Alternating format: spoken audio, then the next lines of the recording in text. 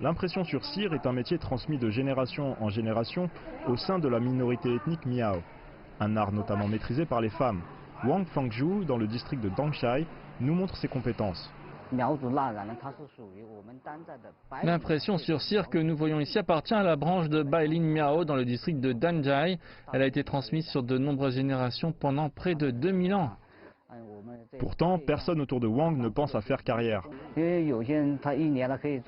Certains se contentent de réaliser quelques pièces chaque année et gagnent quelques centaines de yuan. Mais si l'on en réalise plus, on peut gagner plus d'argent.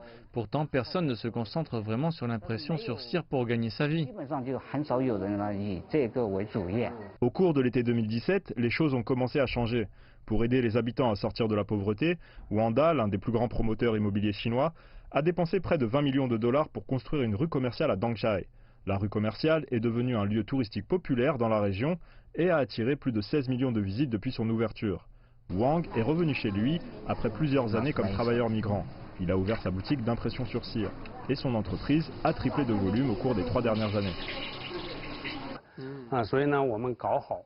Nous devons nous concentrer sur le développement local pour stimuler le tourisme. Le village de Kaala se trouve à 10 minutes de voiture de la rue commerciale. Il était l'un des plus pauvres de la région, avec un revenu annuel inférieur à 60 dollars par habitant. C'est une bonne chose que nous n'ayons pas à partir pour travailler et que nous puissions quand même gagner des revenus intéressants.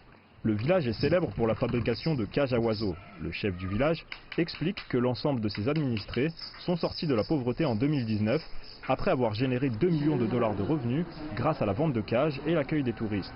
Wanda prévoit désormais d'étendre le quartier commercial et le village de Kaala espère être inclus dans le plan. Pourtant, il ne s'agit pas seulement d'un plan d'investissement.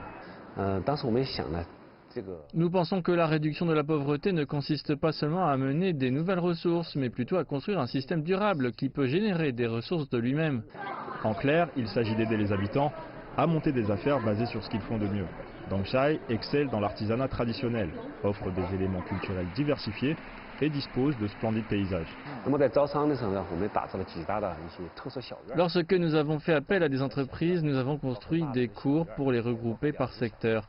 Fabrication de papier, impression sur cire et cage à oiseaux, cela permet aux visiteurs de découvrir le patrimoine culturel immatériel, local, de près et en personne. Ils peuvent toucher et interagir avec la culture locale. Chen explique que l'implication de Wanda n'est pas d'ordre financier pour le moment. L'entreprise espère d'ailleurs qu'un jour, les villageois pourront maintenir ce modèle eux-mêmes.